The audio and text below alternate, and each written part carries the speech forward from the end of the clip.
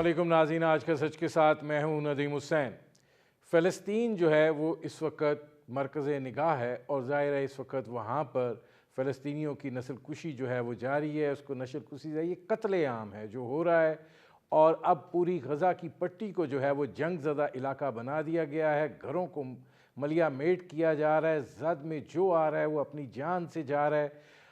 فلسطینی جو ہیں وہ اپنی جان کی امان پانے کے لیے در بدر ہیں، اور اقوام متحدہ کی جو پناہ گاہیں ہیں وہ ان سے بھر چکی ہیں، لیکن کوئی جگہ بھی ان کے لیے محفوظ نہیں ہے۔ ہسپتال جو ہے وہ کام کرنا چھوڑ چکے ہیں، خوراک کی قلت اپنی جگہ کے اوپر موجود ہے، اور لڑائی جو ہے وہ اسی شدت کے ساتھ جاری ہے۔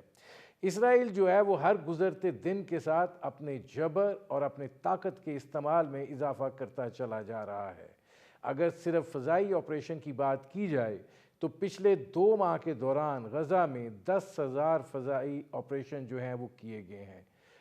جو بارود برسایا گیا ہے اس کی مثال نہیں ملتی ہے، اور اب تک 20,000 کے لگ بھگ جو ہیں فلسطینی وہ شہید ہو چکے ہیں۔ ان میں سے بڑی تعداد جو ہے وہ بچوں اور خواتین کی ہے، اور یہ معاملات جو ہیں یہ اس قدر سنجیدہ رخ اختیار کر گئے ہیں کہ اقوام متحدہ کے سیکرٹری جنرل جو بارہا اس حوالے سے اپیل کر چکے ہیں، اب انہوں نے چارٹر کے آرٹیکل 99 کو استعمال کیا ہے اور 15 ملکوں کو جو ہے وہ خطوط لکھے ہیں، اور یہ بات کہی ہے کہ یہ صورتحال جو ہے یہ امن کے لیے سنگین خطرہ بنتی جا رہی ہے۔ یہ جنگ جو ہے یہ دوسرے ملکوں تک بھی جا سکتی ہے۔ اگر آج غزہ کی باری ہے تو کل معاملہ کہیں اور جا کر بھی اٹکے گا۔ سیز فائر کی جہاں تک بات ہے وہ ہوتا ہوا دکھائی نہیں دیتا، لیکن آج امریکن سینٹ میں ایک اہم ڈیولپمنٹ یہ ہے کہ جو فوجی امداد کے حوالے سے بل تھا اس کو مسترد کر دیا گیا ہے، اور اس میں اسرائیل اور یوکرین کے لیے فوجی امداد جو ہے وہ شامل تھی۔ دیکھنا یہ ہے کہ کیا اس کے کوئی اثرات جو ہیں وہ مرتب ہوتے ہیں، کہ امریکہ جو ہے وہ اب بھی سیز فائر کی حمایت کرے گا، یا یہ کہ اصل میں ڈرائیونگ سیٹ پر وہی ہے۔ آرٹیکل 99 جو ہے اس کے استعمال سے کیا کوئی صورتحال بہتر ہو سکتی ہے، جبکہ اسرائیل کے وزیر اعظم نیتن یاہو جو ہیں وہ سیکرٹری جنرل اقوام متحدہ اینٹونی گوتریس کو کہہ رہے ہیں کہ یہ امن کے لیے خطرہ ہے اگر یہ اپنی کرسی کے اوپر براجمان رہتے ہیں۔ یہ وہ صورتحال ہے جس پر کریں گے بات میری آج کی مہمان شخصیت، پاکستان کی سفارتکاری کا ایک بڑا نام، اور عالمی معاملات پر گہری نظر رکھنے اور اس میں شمولیت رکھتے رہے ہیں، اور پاکستان کے بڑے مایہ ناز سیکرٹری خارجہ رہے ہیں، جناب شمشاد احمد خان صاحب۔ شمشاد صاحب یہ فرمائیے گا، پہلے تو یہیں سے شروع کر لیتے ہیں کہ بڑے ایک طویل عرصے کے بعد جو ہے اور کسی اقوام متحدہ کے سیکرٹری جنرل نے جو ہے وہ اقوام متحدہ کے چارٹر کے سیکشن 99 کا استعمال کیا ہے، خطوط لکھے ہیں، اور یہ بات کہی ہے، سلامتی کونسل کے 15 ارکان کو خط لکھا ہے، اور یہ بات کہی ہے کہ اس وقت جو غزہ میں صورتحال ہے یہ عالمی امن کے لیے سنگین خطرہ ہے۔ کتنا مؤثر ہے یہ اقدام؟ مجھے ہنسی آتی ہے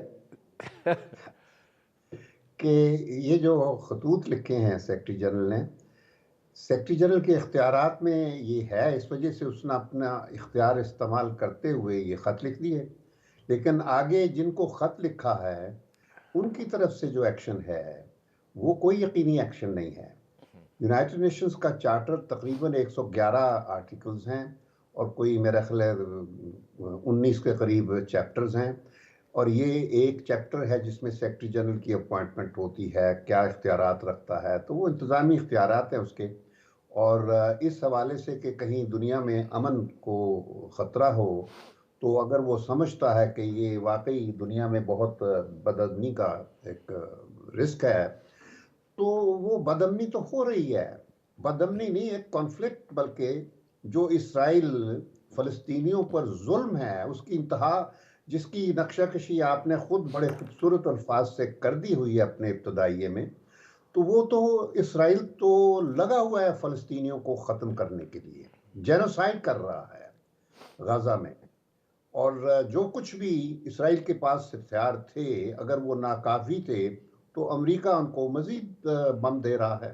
یعنی وہ بڑے بڑے بگ بم جو امریکہ بناتا رہا ہے اب ان کا استعمال وہاں ہو رہا ہے. تو جہاں تک سیکرٹری جنرل کا اقدام ہے خط لکھنا یہ ایک بس تماشا ہے اور کچھ نہیں ہے. میں اس کے سوائے کچھ نہیں کیونکہ United Nations itself is totally help لیس.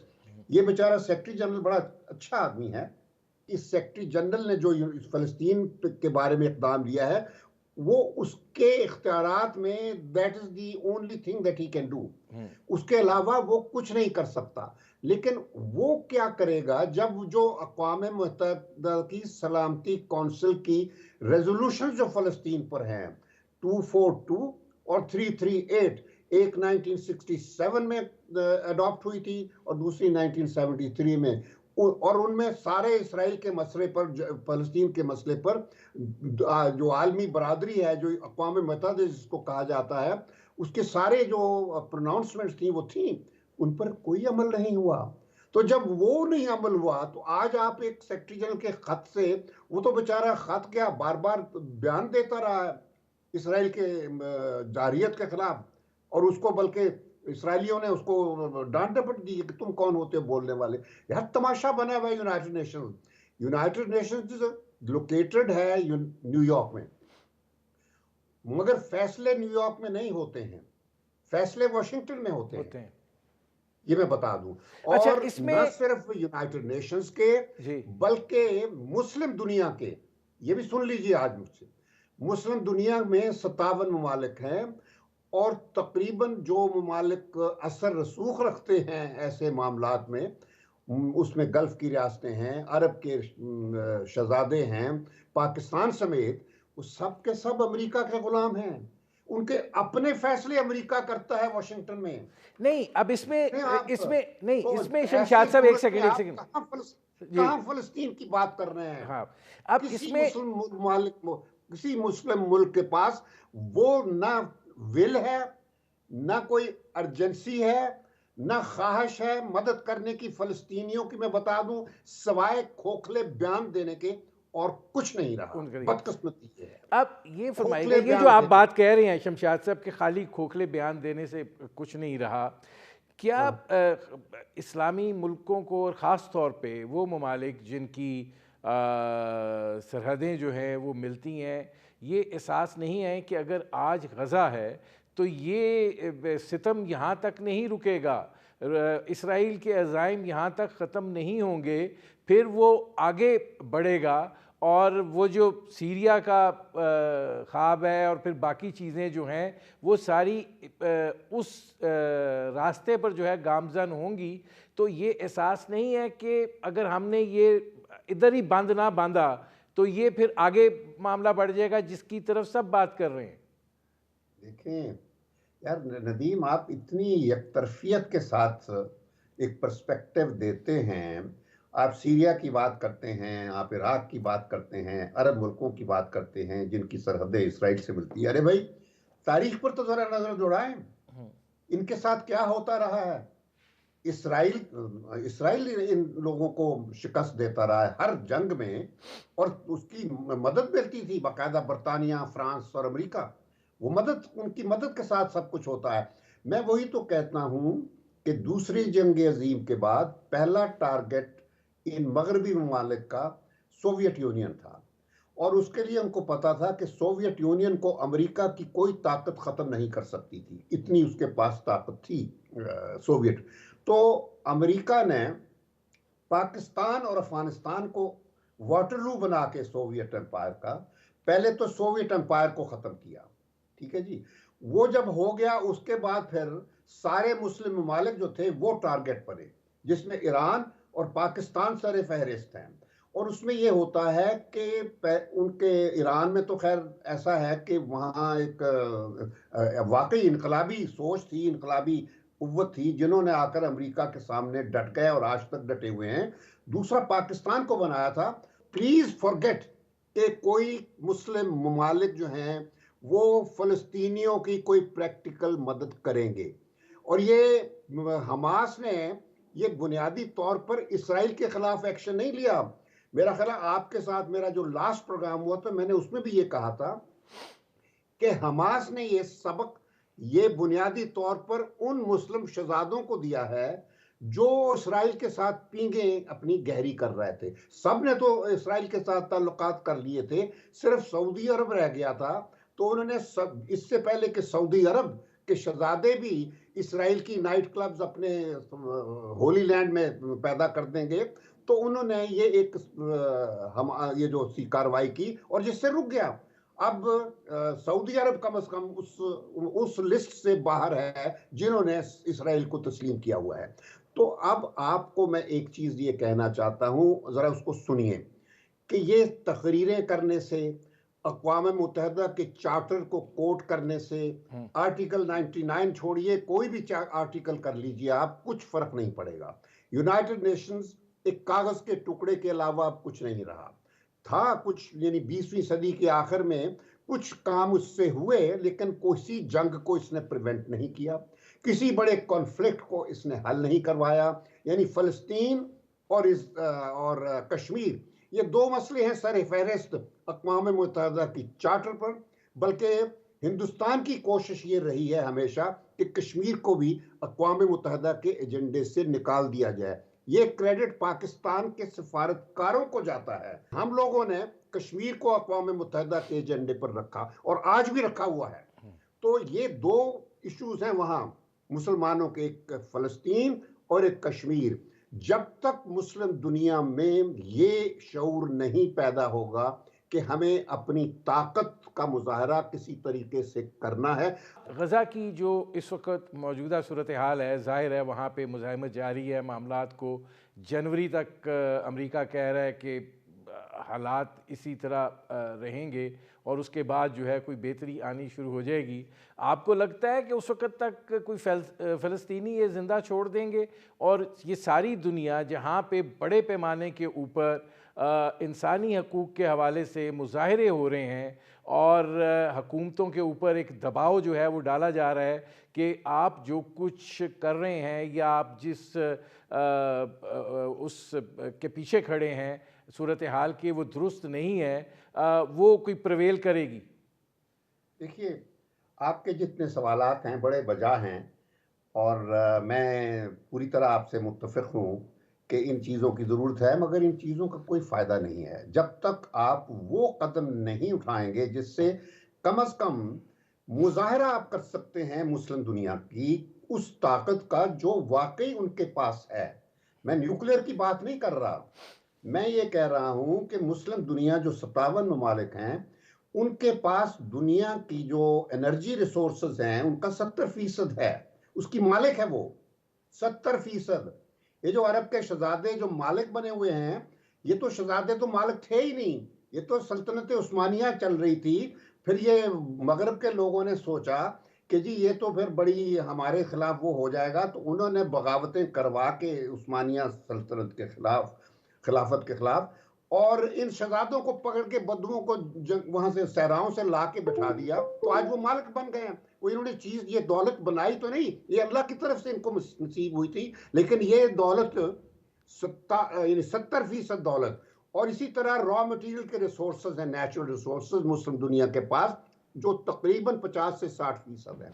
یعنی اتنی دولت ہونے کے باوجود مسلم دنیا آج کمزور ترین اینٹی ہے دنیا میں. دنیا کی جو جی ڈی پی ہے اس کا صرف 5% ہے مسلم دنیا کے پاس. تو اس سے ظاہر ہوتا ہے کہ وہ دولت کہاں جا رہی ہے. وہ دولت ساری ان شہزادوں نے مغرب کے یا بینکوں میں ڈالی ہے یا وہاں انویسٹ کی ہے. یعنی فائدہ انہوں نے یہ کیا ہے کہ اپنی جو لوگ ہیں, قومیں ہیں, عرب جو ہیں لوگ, شہزادوں کی رعایا ہے, ان کی بہتری کے لیے ضرور کام کیا ہے, اور اس میں گورننس بہت اچھی دی ہے. بلکہ میں تو یہ کہتا ہوں کہ ہمیں چاہیے کہ پاکستان ان ریاستوں کے حوالے کر دیا جائے, کیونکہ ویسے بھی ہمیں عادت ہے, ہمارے حکمرانوں نے ان شہزادوں کو اپنے گھر میں بلا کے ان کو ہوائی اڈے دیے, زمینیں شکار کے لیے دی. جب یہ کچھ کرتے تھے تو اپنی ملک کے حالات بہتر کرنے کے لیے آپ دے سکتے ہیں. میں شمشاد صاحب, مجھے ایک بریک لینا پڑ رہا ہے, नाज़रीन, हमारी गुफ्तगू जारी है, वक्त हुआ है मुख्तसर से कमर्शियल ब्रेक का, मिलते हैं इस वक्फे के बाद। वेलकम बैक नाज़रीन, मेरे आज के मेहमान साबिक़ सेक्रेटरी ख़ारजा शमशाद अहमद ख़ान, उनसे हमारी गुफ्तगू जारी है। अब शमशाद साहब, ज़रा थोड़ा सा फोकस जो है हम इसी तरफ अगर फ़लस्तीन के मसले की तरफ रखें, क्योंकि ये बुनियादी तौर पर इस वक्त इस इशू को मैं आपसे तफसील से बात करना चाह रहा हूँ। क्या आपको लगता है कि अमेरिका जो है वो सीज़ फायर की हमायत इस वक्त कर सकता है या नहीं? वो दरे पर्दा चाहता है कि इसराइल जो चाहता है वो हासिल कर ले? देखिए, अगर वो करना होता ना तो वो बहुत पहले कर चुका होता। इतना नुकसान करवा दिया है दोनों तरफ से, तो अब तो कोई सेंस नहीं बनती। मैं फिर बात एक ये कहना चाहूँगा नदीम, कि आप लोगों का पर्सपेक्टिव बहुत डिस्टॉर्टेड है। मैं ये कहना चाहता हूँ कि आप लोग एक एक खाने की तरफ लगे हुए हैं, उस तरफ देख रहे हैं, वहाँ कुछ नहीं होना। अमेरिका का रवैया, अमेरिका ने रवैया रखा हुआ है अपना, मैं बता दूं, क्योंकि उसको खतरा ये है कि जिस किस्म के अब वाकयात हो रहे हैं, इससे अमेरिका की जो उजारागरी है, उजारादारी है जो दुनिया की, वो खत्म होने जा रही है। तो वो उसको रोकने के लिए हत्तल वसा और ऐसी परेशानी में ज़ाहिर है कि बड़ी बड़ी गलतियां होती हैं। दो बड़ी जंगें इसी तरीके से तो हुई थी। मैं ये कहना चाहता हूं कि अगर फ़लस्तीन के मसले को वाकई आप हल करवाना चाहते हैं तो उसका सिर्फ एक तरीका है कि जो मुस्लिम बरादरी है आपके 57 मुल्कों की, उसमें 7 या 8 सरकर्दा जो ममालिक हैं, जिनमें मैं नाम ले देता हूँ: Iran, Pakistan, Turkey, Malaysia, Iran, Pakistan, Turkey, Saudi Arabia, Malaysia, Indonesia, और इसके अलावा अगर हम बांग्लादेश चाहें, बांग्लादेश डाल दें, इजिप्ट डाल दीजिए, तो ये 7-8 मुल्क जो कि टेक्नोलॉजिकली भी एडवांस्ड हैं, मईशत के हवाले से भी ठीक ठाक हैं, सिवाय पाकिस्तान के। तो ये है कि मिलिटरीली भी ये ठीक हैं। तो एक नेटो टाइप एक तंजीम बनाने की जरूरत है हमें। जिस दिन हमने एक ऐसा मुआहदा बना लिया कि ये 8 ममालिक हैं जो मुस्लिम दुनिया की नुमाइंदगी करेंगे, जिस तरह उन्होंने एक ट्रीटी बेस्ड अलायंस नेटो बनाया हुआ है, जो कि मिलिट्री बैंड वैगन है, बुनियादी तौर पर सारी जंगों में वो लड़ाई लड़ते हैं। तो हमने नेटो का एक काउंटर पार्ट बनाना है मुस्लिम दुनिया का, और उसमें बाकायदा एक पॉलिटिकल हिस्सा होगा, एक इकोनॉमिक हिस्सा होगा और एक मिलिट्री। और मिलिट्री ज़ाहिर है कि सबकी फौज इकट्ठी होगी, उससे हम फिर दुनिया को सिग्नल देंगे, जिस तरह ये लिए फिरते हैं नेटो की एक धमकी दे के कि सोवियत यूनियन तो को इन्होंने तोड़ा, और रशिया को अब नेटो की वजह से तो दबाव में रखा हुआ है। तो एक मुस्लिम नेटो जब तक नहीं होगा, और वो सिर्फ ये 7-8 मुल्क जो मैंने नाम लेकर दिया है, वो एक दफा इकट्ठे हो जाएं, they should rise above there narrow division जो हैं, ये सऊदी अरब और ईरान की चपकलश, या सऊदी अरब की मलेशिया के साथ या इंडोनेशिया के साथ, ये इलाकाई जो राइवलरीज हैं, ये ख़त्म करके हमें एक इस्लामिक, जिस तरह इस्लामिक ऑर्गेनाइजेशन तो सऊदी अरब ने बनाई है, तो वो सऊदी की बजाय उसको एक ग्लोबल ट्रीटी बेस्ड ऑर्गेनाइजेशन बना के, तो हमें नेटो बनाने की जरूरत है, जो दुनिया में जिसका एक क्लाउट होगा, जिसका फिर फायदा ये होगा कि दुनिया में डिसीजन मेकिंग में मुस्लिम दुनिया का रोल होगा, और जब अक़वाम मुत्तहिदा की सलामती कौंसिल में कोई इजाफा होगा तो उस पर भी फिर फर्क पड़ेगा। लेकिन ये इसके लिए फैसला करने के लिए मुस्लिम दुनिया में जुर्रत की जरूरत है। अच्छा, अब इसमें शमशाद साहब ये फरमाइएगा, आपने एक बात की है कि अमेरिका की जो है वो अजारादारी ख़तरे में है। जब आप ये बात कहते हैं कि अमेरिका की अजारादारी ख़तरे में है, सुपर पावर, इकोनॉमिक इंजन, और जिस तरीके से मामला चल रहे हैं, आपको वो कौन से मुहर्रकात और असबाब हैं जिसकी बुनियाद पर आप ये बात कह रहे हैं? जी, वो तो सब नज़र आ रहा है ना आपको, जिस तरीके से अमेरिका वो लगा हुआ है चाइना के मुकाबले में, जिस वो क्या होती है मुसीबत में पड़ा हुआ है, तो वो तो हर बंदा देख सकता है जो कुछ हो रहा है इस वक्त। यूरोपियन यूनियन और अमेरिका एक तरफ है, उन सबको परेशानी है कि चीन तो दुनिया में नंबर 1 बनने जा रहा है, और वो बनने जा रहा है। मैं आपको बता दूं ये भी देखिए, क्योंकि हम लोगों की नज़र होती है तो हमें पता है, اور ہر وقت یہ جو موجودہ لوگ ہیں یہ ہمیں کہتے ہیں کہ جی چین کے ساتھ اچھے تعلقات یہ کینیڈی کے وقت سے سلسلہ چل رہا ہے، جب سے ہم نے چائنا کے ساتھ اپنے تعلقات استوار کیے تھے 60s میں، اور وہ یہ کلیل بینے والے تو کہتے ہیں جی بھٹو نے کیا تھا، اس سے پہلے تھا چائنا کے ساتھ ہمارے تعلقات تھے، تو کینیڈی ایوب کو کہا کرتا تھا کہ تم چائنا کے ساتھ تعلقات ختم کرو، تو ایوب کہتا تھا کہ نہیں چائنا ہمارا دوست ہے، ہم نہیں کریں گے۔ تو اس وجہ سے، اور یایا نے پھر ایک سٹیج آئی 1971 میں، یایا نے جب یایا کو کہا، سوری اس نے کیا تھا جی، نکسن نے اس کو جل یایا کو کہا کہ ہمارے چین سے تعلقات کروا دو، تو یایا نے کروا دیے، اور چین کو اقوام متحدہ کی جو پرماننٹ ممبرشپ ہے وہ دلا دی، اور امریکہ اور چین کی دوستی ہو گئی، تو ایک بہت بڑا رول ادا کیا تھا۔ ایک وہ سٹیج تھی جب کینیڈی تک کہتا تھا بار بار ایوب کو کہ تم چین سے دوستی ختم کرو، اور ایک وقت آیا کہ ہماری چین کے ساتھ دوستی کی ان کو ضرورت پڑ گئی۔ آج بھی وہی چیز ہے، میں بھی جب یہ کہا کرتے تھے، میں اس وقت بھی کہا کرتا تھا کہ ہمارے چین کے ساتھ تعلقات not at the cost of our relations with the United States، ہمارے دونوں کے ساتھ تعلقات ہے، اور چین خود ہمیں کہا کرتا ہے، اس وقت بھی کہتا تھا اور اب بھی کہتا ہے، میں ابھی بھی کی بھی بات کر رہا ہوں، چین نے ہمیشہ ہمیں کہا ہے کہ امریکہ کے ساتھ تعلقات اچھے رکھو۔ تو اس وجہ سے چائنا اور امریکہ کی جو ایک سٹرگل چل رہی ہے نا، اس میں آپ کا کوئی رول نہیں ہے، because you don't have to play any role, ہم تو دونوں کے ساتھ اچھے تعلقات چاہتے ہیں، لیکن جو حالات ہیں آبجیکٹو گراؤنڈ ریالٹیز ہیں ان کی بنا پر میں کہہ رہا ہوں کہ بائی another 30 years، بلکہ 2050 تک آپ دیکھیں گے China will be number 1۔ Already اس دہائی کے آخر میں دنیا میں ہر چیز میڈ ان چائنا ہوگی، یہ بھی میں بتا دوں۔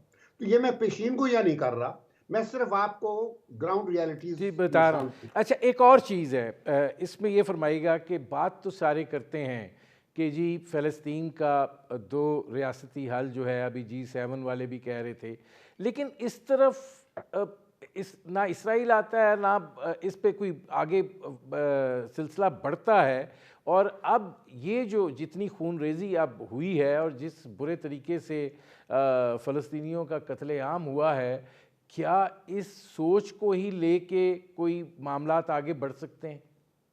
دیکھیں، دو ریاستی حل جو ہے یہ تسلیم ہر ایک نے کیا ہوا ہے، نہ صرف امریکہ نے، اسرائیل نے بھی حل ایکسپٹ کیا ہوا۔ تو اسرائیل تو ان فلسطینیوں کی کمزوری کا فائدہ اٹھا کے اس نے جب دیکھا کہ عرب سارے فلسطینیوں کو چھوڑ رہے ہیں، وہ اسرائیل سے مل رہے ہیں، تو اس کے بعد یہ سارا سلسلہ شروع ہوا ہے۔ کبھی اسرائیل کی ضرورت نہیں تھی اس طرح کارروائی کرنے کی، اور اسی وجہ سے چونکہ عرب اسرائیل سے مل رہے تھے، تو حماس نے بھی اپنی طرف سے ایک قدم اٹھایا جس کا مقصد ہی یہ بتانا تھا عربوں کو کہ دیکھو یہ ہمارا مسئلہ اس طریقے سے آپ لوگ سیٹ اسائڈ کر کے چین اسرائیل کے ساتھ اپنی وہ نہیں کر سکتے، پینگے نہیں بنا سکتے۔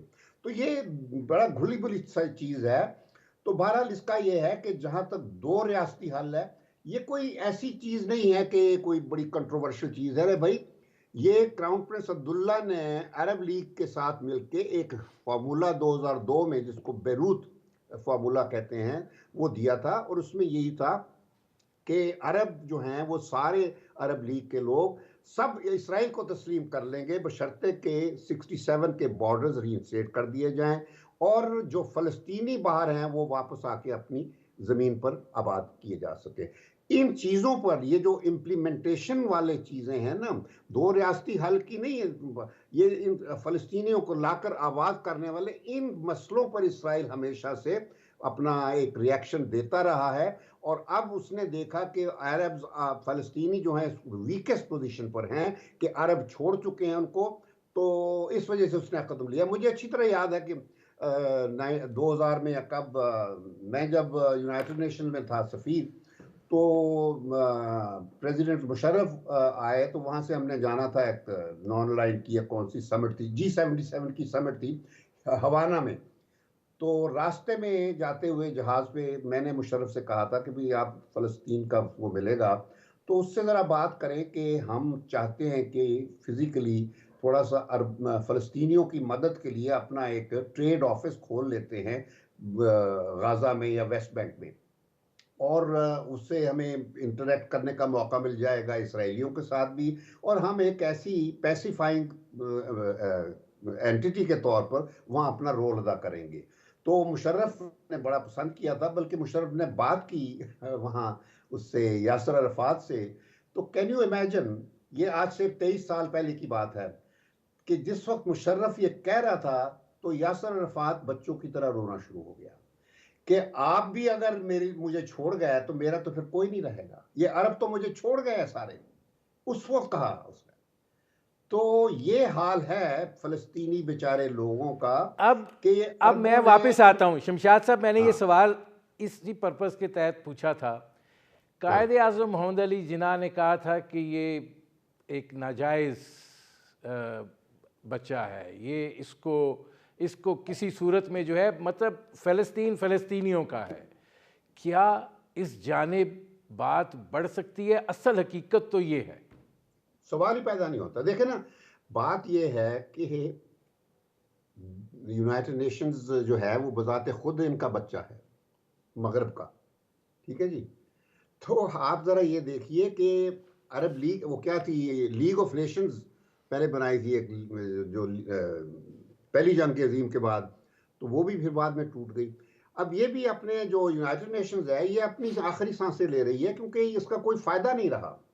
It came into being like the last best hope for world's peace and stability اور خوشحالی کے لیے، لیکن اس نے اب تک نہ کوئی جنگ رکوائی، نہ کوئی مسئلہ حل کیا، سوائے ٹاما ٹوما ادھر ادھر کی باتیں، سمپٹومیٹک چیزیں جو ہے، جو علامتی چیزیں ہوتی ہیں، اس کے علاوہ یہ کچھ نہیں کر سکا۔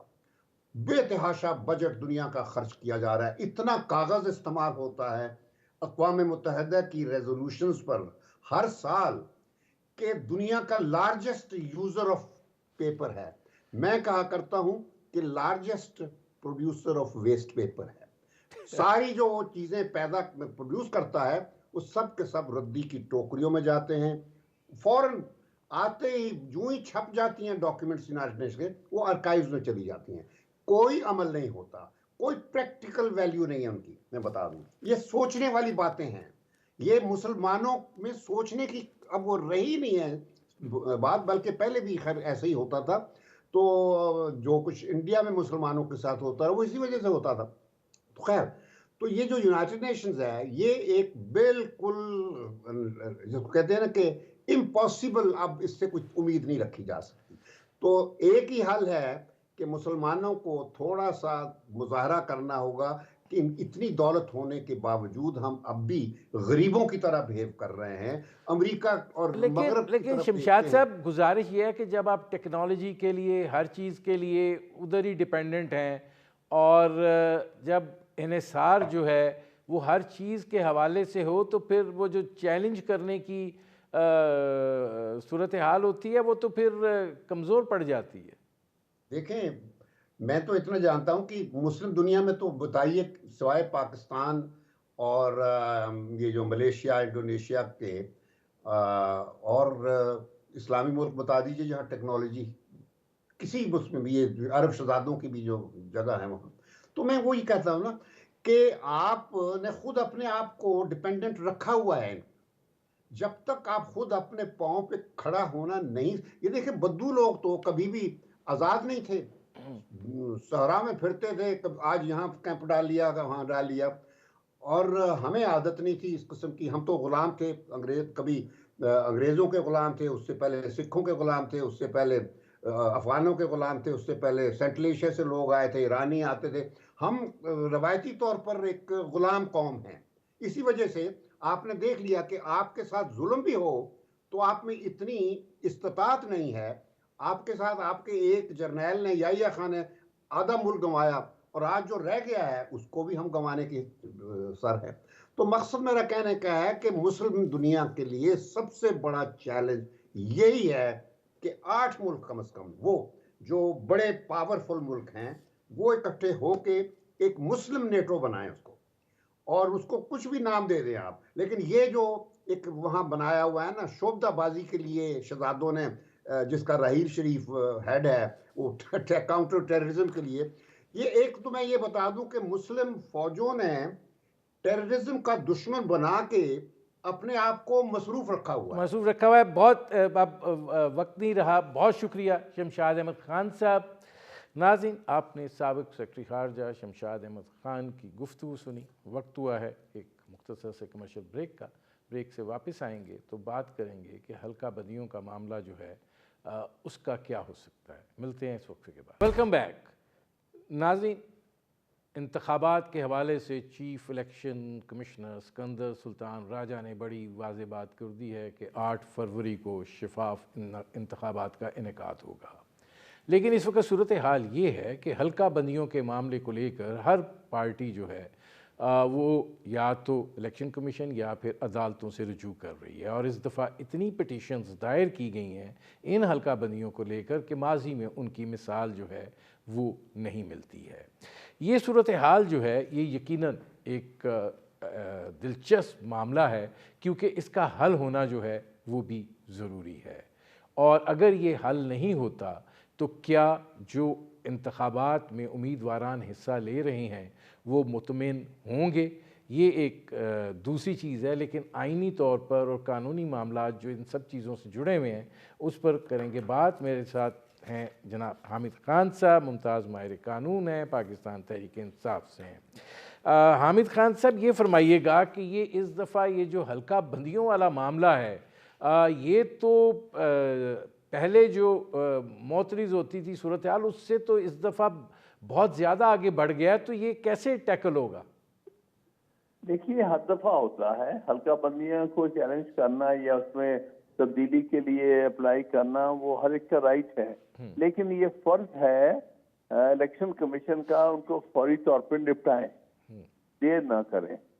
تو وہ تو ٹائم ان کے پاس ہے، وہ چاہے تو حلقہ بندیوں کے سارے کیسز نپٹا سکتے ہیں. صرف انہی کیسز میں حلقہ بندی میں تبدیلی ہوگی جہاں کوئی سبسٹنس ہوگا. محض چیلنج کرنے سے تو نہیں حلقہ بندیاں تبدیل ہوتی.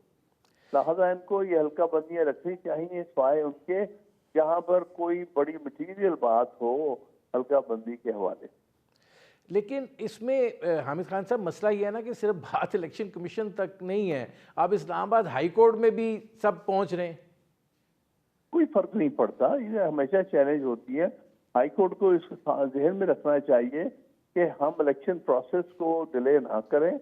اگر کوئی کیس واقعی سبسٹنس والا ہے تو اس میں بے شک انٹرفیئر کریں، ورنہ جنرلی الیکشن لاز میں یہ ہے کہ حلقہ بندیوں کے معاملے میں عدالتیں نہیں مداخلت کرتی جب تک کہ کوئی بہت ہی واضح کیس نہ ہو. لہٰذا یہ معاملہ جلدی نپٹانے والا ہوتا ہے اور میرا نہیں خیال کہ عدالتیں اس میں بہت دیر یا تاخیر کی طرف لے کے جائیں. دوسری طرف ایک اور چیز جو ہے وہ بھی ایک مسئلے کے طور پر ابھر کر سامنے آ رہی ہے، وہ ہے سیکیورٹی کی صورتحال. اور دوسرا یہ بات کہی جا رہی ہے کہ خیبر پختونخوا اور بلوچستان کے بہت سارے علاقے جو ہیں وہ جس سردی کی شدت میں ہوں گے وہاں پہ عوامی جو رسپانس ہے وہ اس طریقے سے نہیں ہو پائے گا. اور گورنر خیبر پختونخوا تو کہہ رہے تھے ہمیں ووٹرز کا تحفظ کرنا ہے، یہ نہ ووٹ ڈالنے جائیں اور واپس زندگی کی ضمانت نہ ہو. یہ جو چیزیں ہیں یہ ابھر کر سامنے آ رہی ہیں. مولانا فضل الرحمان صاحب بھی اس پر بات کر رہے ہیں. تو آپ اس کو کیسے دیکھتے ہیں؟ میں سمجھتا ہوں یہ وہ قوتیں ہیں جو جان بوجھ کے الیکشنز کو فرسٹریٹ کرنا چاہتی ہیں یا پوسٹ پون کرنا چاہتے ہیں. یہ کسی کے اشارے پر یہ سب کچھ کہا جا رہا ہے، ورنہ الیکشن تو نومبر میں ہو جانے چاہیے تھے. پہلے تو غیر آئینی حرکت کی ہے الیکشن کمیشن نے جو اس الیکشن کو نومبر سے آگے لے کے گئے ہیں. آئین کے مطابق تو 6 نومبر تک الیکشن مکمل ہو چکے ہونے چاہیے تھے.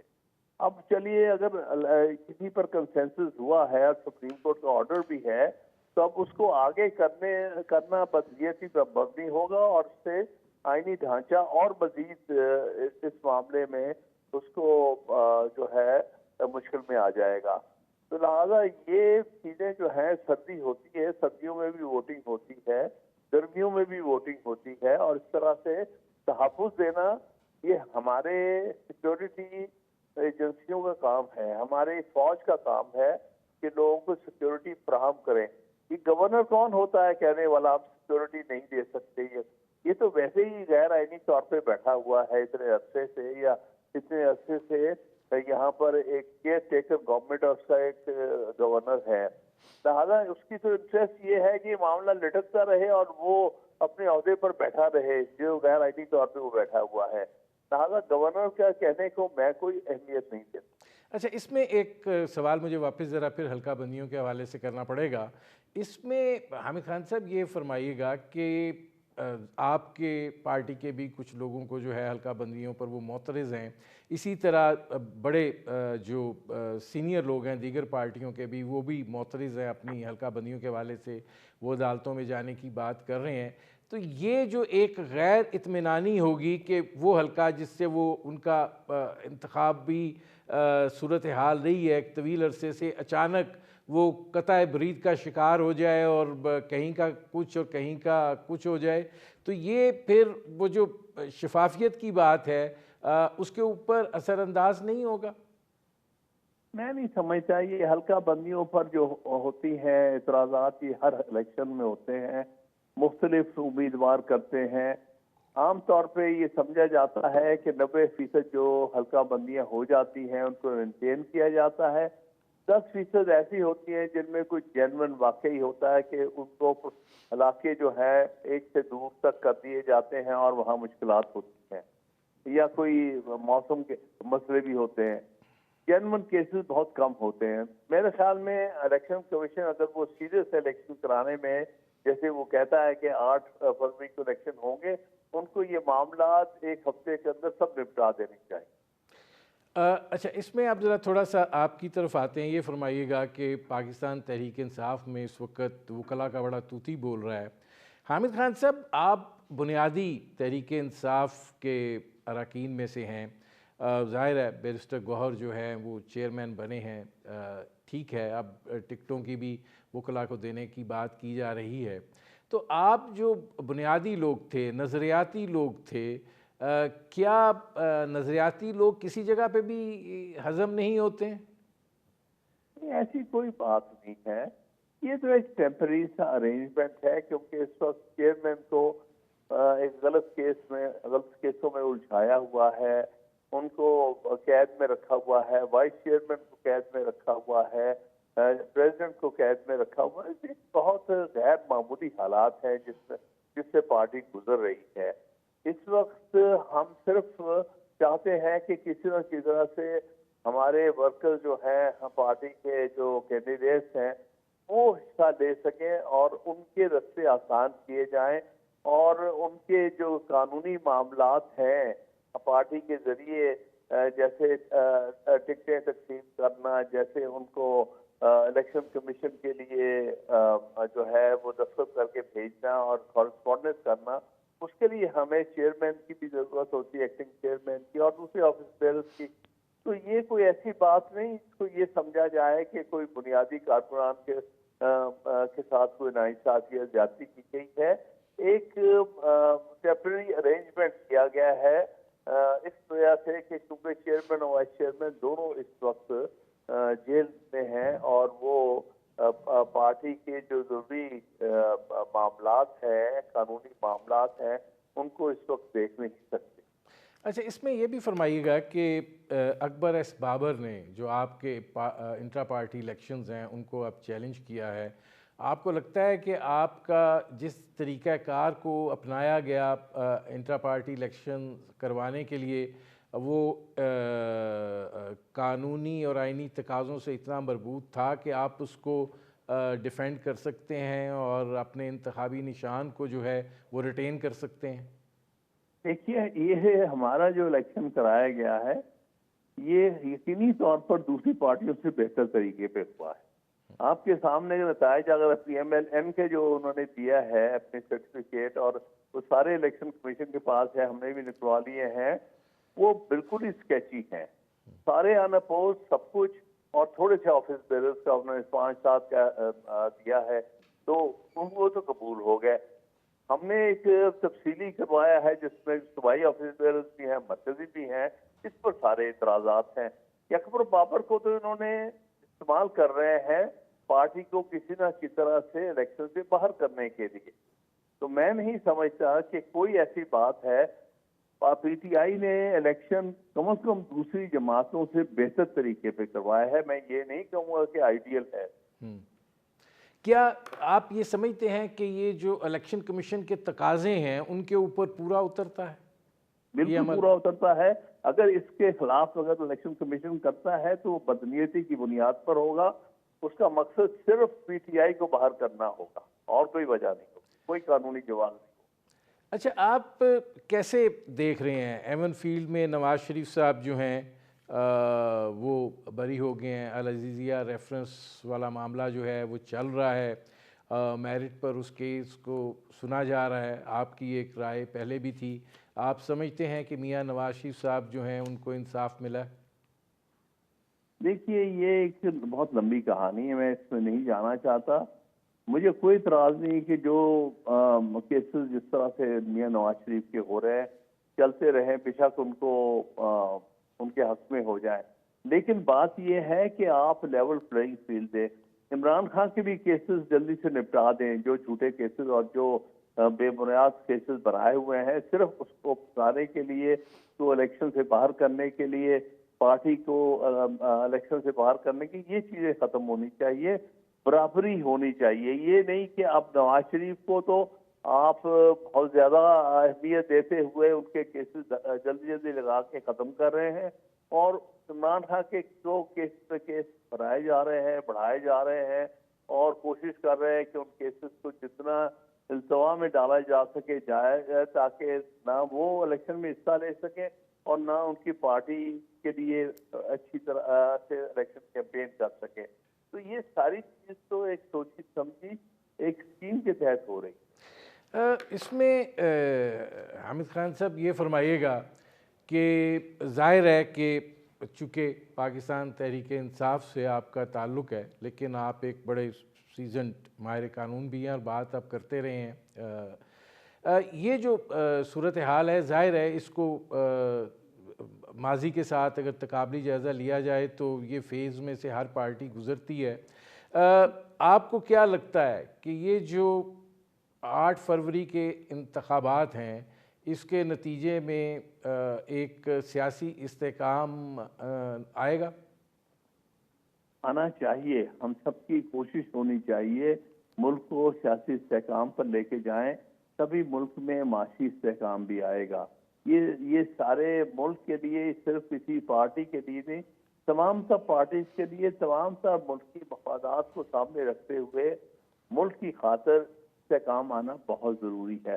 اور وہ جو قوتیں اس ملک میں عدم استحکام پیدا کر رہی ہیں اور یا آئین کی خلاف ورزی کر رہی ہیں، وہ پاکستان کے لیے اچھا نہیں کر رہی۔ ہم تو یہ چاہتے ہیں، اور ہر اچھا پاکستانی، مخلص پاکستانی، محب وطن پاکستانی چاہتا ہے کہ ایک فری، فیئر اور ٹرانسپیرنٹ الیکشن ہو، اور اس کے نتیجے میں جو حکومت بنے اس سے سیاسی استحکام آئے۔ بہت شکریہ حامد خان صاحب۔ ناظرین، یہ تھے حامد خان صاحب، ممتاز ماہر قانون، ان کی آپ نے گفتگو سنی۔ اب تک کے لیے اتنا ہی، اجازت دیجیے، اللہ حافظ۔